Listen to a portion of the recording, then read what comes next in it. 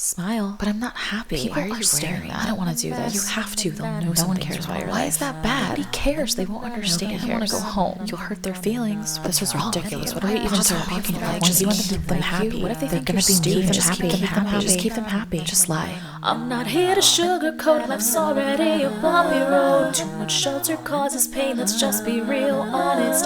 Things are gonna knock you down, avoidance will not help you out. Let's talk it through, here me and you, let's keep it real honest. Hey guys, welcome to Real Honest, the podcast where I share candid thoughts and feelings about life, love, and relationships, God and church, adulting, the workplace, and everything in between. I am your host. My name is Samantha, and you might not always like me, but I will always be honest with you. I know it has been a minute, so we're going to jump right into the goals check-in with all of the updates. Special shout out to those of you who have texted me and been like, when are you dropping a new episode? I honestly really appreciate it. It means a lot. That's been really helpful for me with my book as well. I think I've told you guys, but a previous version of my book that I wrote, one of my best friends read it and she loved it. And I think I sent it to her piecemeal to begin with before it was like ready. And she was regularly texting me being like, when do you have the next chapter? When do you have the next chapter? And it really, really helped me to stay motivated, because I feel like if I'm just writing this book for me, it's already in my head. So having somebody excited about it is helpful. So honestly, same thing with the podcast. Like, it's really, really helpful if you guys actually listen and care to let me know when I randomly disappear. I did disappear because I just had a lot going on. I had to lay people off at work for the first time in my life, and that was very not fun and just emotionally taxing. I was kind of going through that, and also just some personal stuff and really shifting a lot of things in my life and deciding what I wanted to focus on. I know I've been talking about this book since probably the inception of this podcast, I know.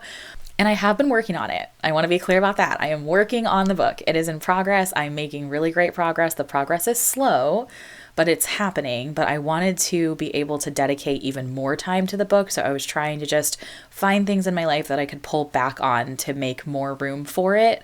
I've talked a little bit on here before about how, just as a project manager and type A perfectionist person, like, I typically prioritize my to-do list by, like, if anyone is waiting on me for something, if somebody needs something from me, I do that first.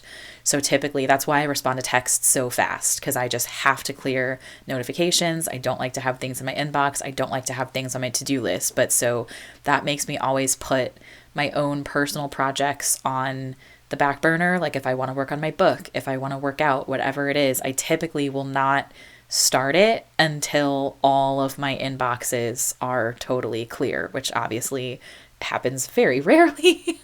And that's kind of exhausting in itself. So I was just trying to find ways to be able to prioritize myself. And as I've been doing that, I've had a bunch of different projects in the air. So I launched my website, which has been really exciting. I'm trying to get back into podcasting. I'm working on recording some episodes ahead of time so that I have stuff to schedule, so it's not just sitting and nothing's happening when I don't have time. Launched a TikTok account, trying to get into content creation and just to see how I like it and how I feel about it. So lots of moving pieces. And I think a big part of what has made it kind of stressful and anxiety inducing is that it feels like too many things. Like, I kind of feel like I need to focus on the book, or I need to focus on music, or I need to focus on content creation. And I was talking to my therapist about this last week, and she was like, are you one of those people that tries to live by, like, jack of all trades, master of none? And I was like, yeah, kind of. And she's like, okay, well, let me let you in on a secret. Like, there are very few, like, musical prodigies in the world. Like, there are more people that kind of dabble in music and something else and something else and something else. Like, that's the average person, and there's nothing wrong with that. Like, your job is to be the best you. You don't have to be the best podcaster, the best content creator, the best musician, you know, whatever it is. You can be your best at each of those things if those are all things that you love. You know, if there is the one thing that you really want to focus your time and energy on, go ahead, do it. And I feel like I've read or watched some productivity experts in the past that mention that kind of talk about like, you know, whenever you're setting goals for the year, if you have a bunch of different goals in a bunch of different areas, pick one. So like for January, maybe it's exercise, and like just make that your number one goal for January. And I've tried that approach. It doesn't work for me because I have to be in the mood to do things. So it's kind of like I might set a goal of like reading however many books in a year, and like in 1 month I might read 20 books, and then the next month I might not read anything at all. It just totally depends what I'm in the mood for, what I have time for. And so I prefer the approach of like having multiple goals set in multiple areas, because based on what I'm feeling and the vibes or whatever, like I'm going to focus on different things at different times. Since it is the end of the month, or at least it is when I'm recording this, I'm not totally sure when I'm going to publish it yet, sorry. But for me right now, it's the end of the month. And so in a few days, I'm going to get together with my friends on Zoom, and we go through, like, we do a monthly goal setting where we just kind of review what we've worked on in that month, what we want to work on in the upcoming month, so that we all like know what each other has on their plate in the queue, and we can encourage each other in that. So I just ask my friends the questions that are in my planner. So I'm just going to ask those. So I'll read those to you guys so that if it's helpful for you, then this is something that you can use to go through at the end of the month, at the beginning of the month, whenever it works for you. I try to do it within the last 3 days of the month or first 3 days of the next month. But the questions are, and this is from Passion Planner, by the way, if anyone cares. But the questions are, what was the most memorable part of this month, and describe it? What were the 3 biggest lessons that you learned this past month? Review your planner if you have one for the past month, and assess your priorities. Are you happy with how you spent your time? If you're not, what steps can you take next month to adjust them? What did you accomplish in the past month? What are you most proud of? How are you different between the past month and the month before it? Who or what are you especially grateful for this past month? And then name 3 things that you can improve on in the upcoming month. And after you name them, list concrete actions that you can take to work toward those improvements.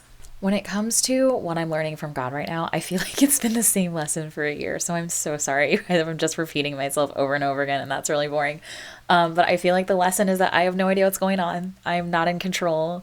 I do not have things planned out. And every time I think that I'm understanding what the plan is, it's like taking a sharp left turn. And I'm learning that that's okay, and how to roll with it without spiraling or getting super emotional or like flying out of control.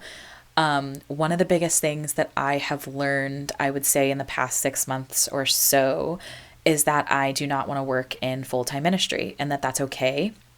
And there's nothing wrong with that. I think part of why I went to seminary, part of why I have volunteered with every church that I've ever been a member of, it was partially what I learned from my parents. Like, they were very like, good Christians don't just go to church. Like, good Christians are involved and they volunteer. And so it was part of having that ingrained in me. But it was also part of like trying to make sure that I was a good Christian and a good person. And I was like, the way that you do this is you go to church and you volunteer. And I kind of exhausted all of the levels of volunteer at my church. And then like the natural next step would be to be on staff.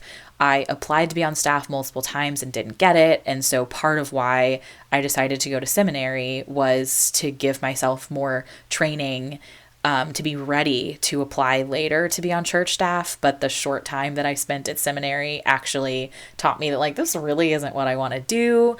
And it's one of those things that I felt like I don't want to say betraying God, because that doesn't really make sense, but I felt like I was not being a good Christian. Like, I wasn't doing the right thing. And I was like, I'm not even enjoying the volunteer work that I'm doing. And I did want to, like, there were years that I really wanted to work at my church, but it wasn't really about God or the kingdom or the mission. It was more that like I had a lot of friends on staff and I really liked the office, and I thought that it would be a lot of fun, which I think those are important aspects in a job. But I also think that if you're going to go into really any career, like, you should be somewhat passionate about the actual career itself. Like, there should be more as a part of it. And I took this course in seminary that was called Christian Formation and Calling. And what I learned in that course is that as a Christian, your entire life is ministry. So even if you have like a regular 9 to 5 that's not at a church, or you work at a coffee shop, like your job can still be ministry in the way that you carry yourself with your Christian values. It's the way that you treat people, the way that you speak to people, it's living with love and kindness and showing people the love of Jesus in all aspects of your life, wherever your life may take you. And that doesn't have to be specifically in a church or on a missions trip. If that's your calling, awesome. That's not my calling. And I feel like I definitely needed to go to seminary to learn that, because I think what I was doing was essentially like trying to work my way into more favor with God, which is literally, the Bible literally says that you can't do that. That's not a thing. And it's about faith and not your works. But I still feel like as humans, it's so difficult to grasp that. And we still feel like there's something that I can do. Like there's a thing that I can do better and that I can do differently. So since I have decided that I really wasn't enjoying volunteering with my church anymore, and I really was not, like, ministry is not my calling and that's not what I want to do. And I've been kind of sitting back and asking myself, like, okay, what is it that I do want to do? And it is still entertainment. Like, I know for those who have been listening for a long time, like, the whole backstory about how all I ever wanted to do was move to California and be an actress and or a singer. And like, I wanted to play, like, I wanted to star in a Disney Channel show. And I honestly still want to do that. I'm too old for it now, but I get mistaken for a teenager pretty often. So maybe I'm not too old for it, but that's really, I want to do something creative. Like, I want to write, I want to sing. And that's kind of where the content creation attempt is coming in. I'm going to just see how it goes and what I can do with that. But even though my dreams, or at least like the realm that my dreams and the things that I really find enjoyment in has not changed, I have not really been pursuing it. And I feel like partially it's because I was trying to pursue it and I couldn't find like a way to pursue it that worked, and like life happens and whatever. I live where I live and I do what I do for a living, and it's just kind of, I'm not really seeing a way out of that, at least in the immediate future. But I also think that in a lot of ways I had given up and I had just been like, okay, that's not for me. I need to do something else. But the core desires have not left me. So I don't think that I need to give up and do something else. I think I just need to find a different way to use the skills and a different way to hone them that will work for me. So as I was thinking about this, I listened to a sermon where the pastor posed the question, are you ready for the thing that you're praying for? And that question has really stuck with me. I feel like it's really been challenging my thinking to sit back and ask myself, am I ready for the kind of love, the opportunity, the healing, or the platform that I claim to want? And I feel like the honest answer to this question is no. It's kind of why I question my friends so often when they like want to try harder with dating and like get really depressed about not being married. And they're like, I just want to be married. Like, why are there no good men? And I'm just sitting here like, are you sure that you want to be married? And again, like, let me be clear. I'm not saying that there's anything bad or wrong about marriage. I think that I think marriage is great. I think if you want to get married, awesome, go get married. But I like the idea of a boyfriend and the idea of a husband much more than I think I would like it in practice. Like, I remember back to when I did have boyfriends and I'm like, they were kind of stressful. Like, I don't know that any of them were really helping my life all that much. And now I have been living alone for so long. And I love it. I mean, living alone is my favorite thing that I have ever done. I highly recommend everyone live alone if you can, if you're able to in your life. I highly recommend it.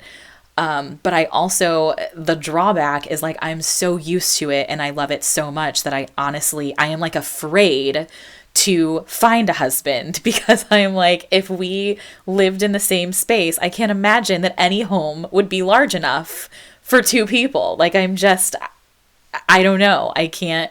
I'm just imagining like somebody else's clothes that have to be cleaned and somebody else's dishes in the sink and like any messes that weren't made by me. I'm like, do I sit there and wait for the other person to clean it? And I know that like you get in a relationship and you'll talk about this stuff with each other and figure it out. But it's just something that I wonder that like, if I were to meet the man tomorrow, am I ready to get married? No. Am I really ready to be in love? No. Like it's a desire, but I don't know how strong it is or how really ready for it I am. And I think the same thing about writing my book. You know, if I were to get my book published tomorrow, would I be ready for that? And honestly, I don't think so, because I try to go to as many writers events in my area as I can, and like author events at the library and stuff. And whenever I meet published authors, I love to ask them like, you know, what's the number one thing that you wish you had known before you got published? And pretty consistently they say that they wish that they had understood what the shift was going to be between like getting to write whatever you want, whenever you want, to having this like schedule that's like, you have to write this book by this date and it has to follow this schedule and this plan.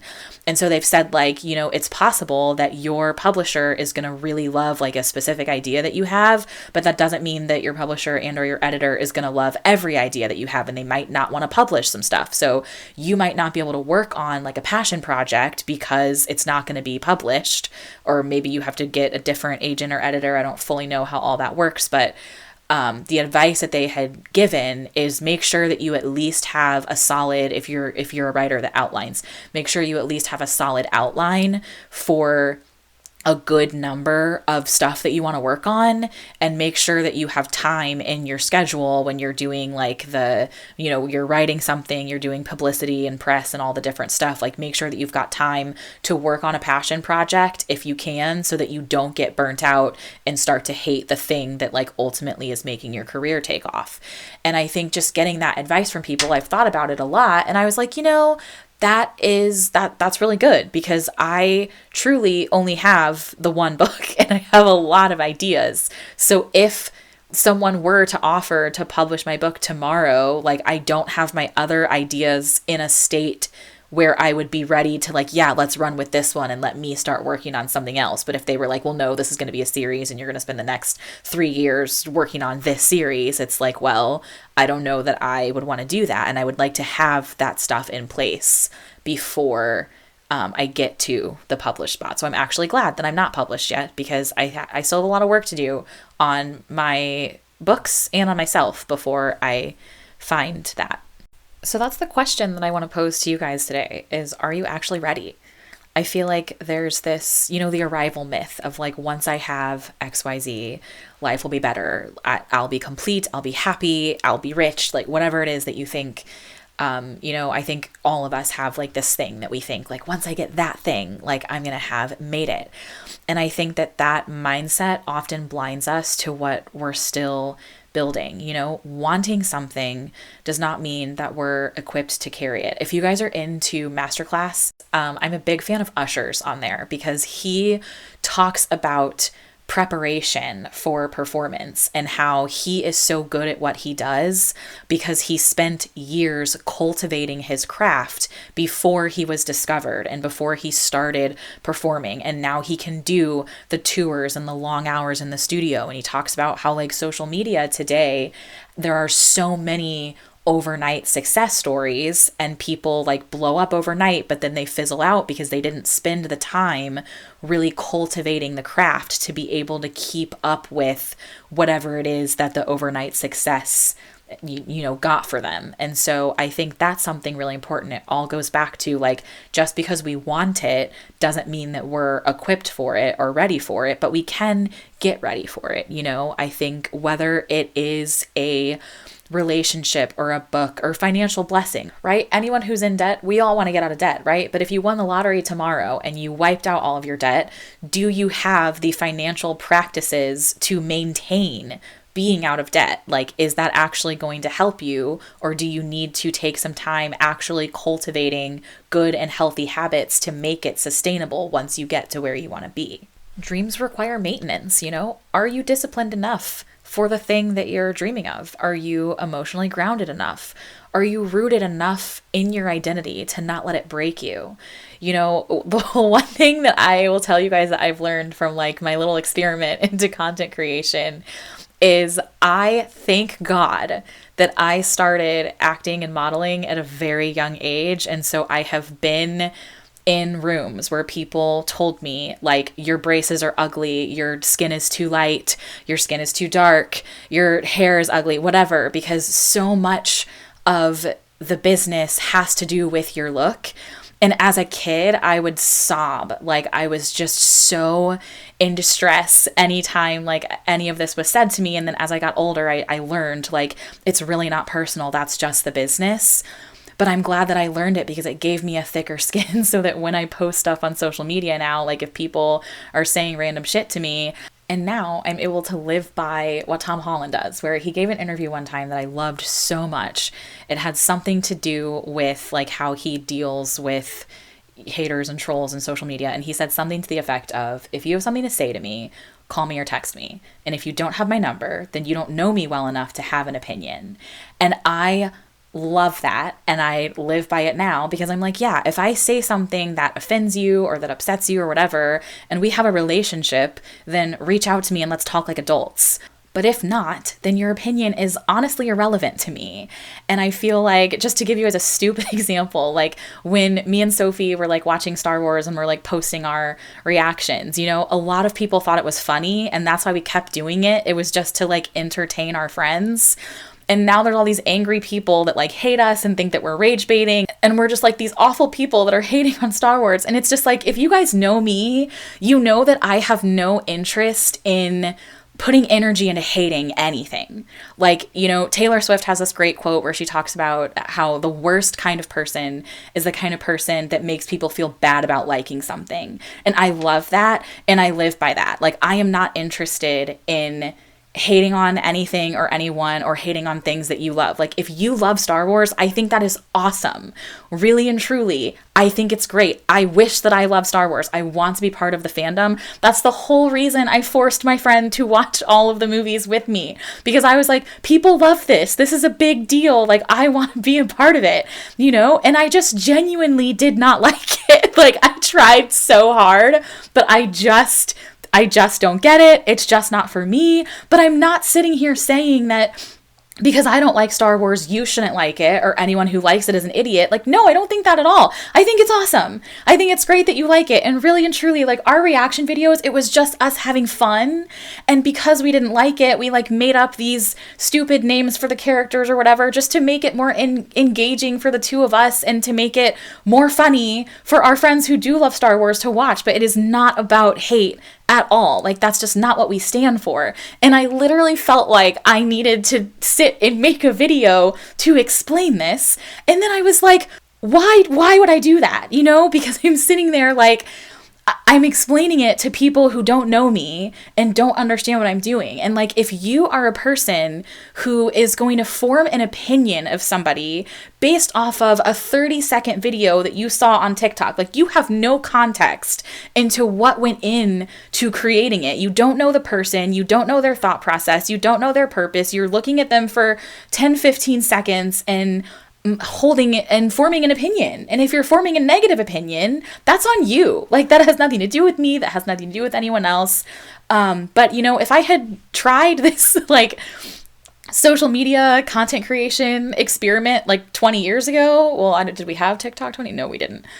But if I had tried this prior to getting all of the different rejections, like trying to be an actor or like trying to be a Disney princess, that was a whole hot mess. I couldn't have done it, but I'm able to do it now because I have spent time getting myself the tools and the preparation that I needed so that I am secure enough in my own identity and who I am and what I like and what I stand for to not be completely broken by super negative comments. So for others out there that are chasing a dream, make sure that you are ready. And for fellow perfectionists, please hear me when I say, readiness does not equal perfection. I have so many people who think that I haven't finished my book because I'm a perfectionist and I just sit and I edit it over and over and over and over and it's never good enough. And that's totally not it. I actually really like my book. I think it's very good. I'm very entertained by my own book when I read it, and maybe I'm the only person who will ever read it, so I think it's great that I'm so entertained by it. But it's not the perfectionism that's stopping me. It's that I don't feel like I'm actually ready to be a published author. I don't feel like I have enough other ideas. I am working on a series and I don't have the rest of the series outlined, and like those are the things. So I don't think that you need to be perfect to be ready, but you do need to be prepared. And I invite you guys to just ask yourself the question, what is it that you need to grow, to learn in order to sustain the dream once it's realized? If you are a person who is anything like me that feels stuck in why, of like, I wanted to do this thing my whole life, and why haven't I done it? Like, whether you have tried it and opportunities have been pulled from you, whether your dream requires other people to want it and support you and you haven't gotten the right support. Why can't I do this? Why haven't I done this? Why do I keep being stopped? Instead of asking why, ask yourself, am I becoming? Like, instead of obsessing over your dream, asking, am I becoming the person who's going to thrive once they realize this dream? And if you are, awesome. I think keep doing that. If you're not, then I think just pull back and ask yourself, like, well, what are the different things that I can do to get ready for it? My hard conversation of the week did not actually happen this week. It happened years ago, but I'm going back in time because I think that it's relevant to the topic today. So I once quit a job because I was very angry with my boss. I found out that somebody else at work made way more money than me. I got really upset about it, and I tried to use it as leverage to get a promotion, and it like totally backfired. And my boss got really mad at me and was really mean, and it was terrible. And I ended up like quitting, and then he made like my last few weeks a living nightmare. But I thought that I wanted to keep doing what I was doing and just make more money. And I thought that I knew how to get there, but it turned out I actually had no idea how to ask. Like, I did not know how to have the conversation.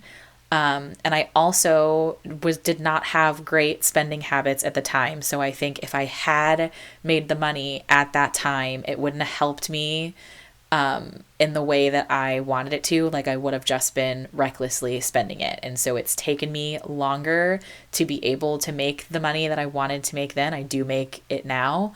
But I also, like, in the time that I've like had a couple other jobs and like been focusing on different financial things, I have been building really good, solid financial habits. But essentially the conversation that I had that was a nightmare is I like went to my boss and I was like, well, so-and-so is making way more money than me. And like, why am I not? And like literally like played the race card, which like I do think was a legitimate part of the reason of why I made less money, but I don't know that it was appropriate the way that I decided to tell him. And I totally thought that he was going to be like, oh my gosh, you're right, and just like give me money. But he was very much like, that person is way more important than you and does way more than you. And essentially like in so many, and he didn't use these words, but he essentially said like, I wasn't worth that. And that really, really hurt me because I definitely was.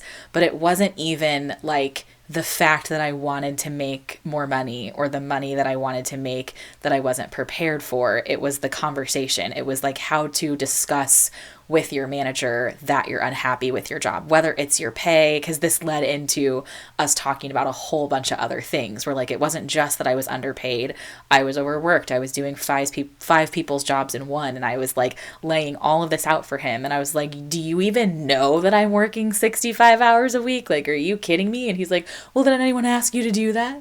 Did anyone ask you to work that many hours? Like, it just kept, oh my gosh, it was a complete hot mess.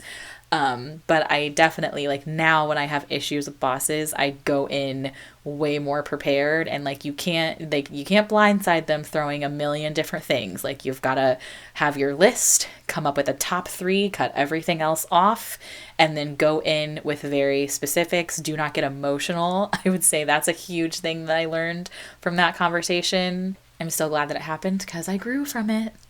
Okay, what are you guys watching right now? Oh my gosh, I have so many things. I wish I knew how many episodes I was going to have time to record because I've seen so many things in the past few weeks. I feel like it's been 2 months since I last recorded an episode. Had I seen Mission Impossible yet? The new Mission Impossible really disappointed me. Things that really impressed me lately: The Materialists. What was that movie called? Jane Austen Wrecked My Life. Great movie. Hugely impressed. It was amazing and forgettable at the same time. Like, I keep forgetting about it. I keep remembering, like, oh, I saw a movie recently that I loved. And I have to, like, look back at my letterbox to, like, remember what it was. So that sucks. But it's so good. It's so funny. I highly recommend it. Other things that I really, really loved recently were Megan 2 is so, so funny. It's not a horror movie, so if you want a horror movie, don't see it. And if you're rating it as a horror movie, then I would rate it very poorly. But watch it as a comedy, and you will love that. There are more, but I would honestly have to pull up my letterbox, and I have another one in a couple days, so I'm going to save some for the next episode that I record. Okay, bye! I'm not here to sugarcoat, life's already a bumpy road. Too much shelter causes pain, let's just be real honest. Things are gonna knock you down, avoidance will not help you out. Let's talk it through here, me and you, let's keep it real honest.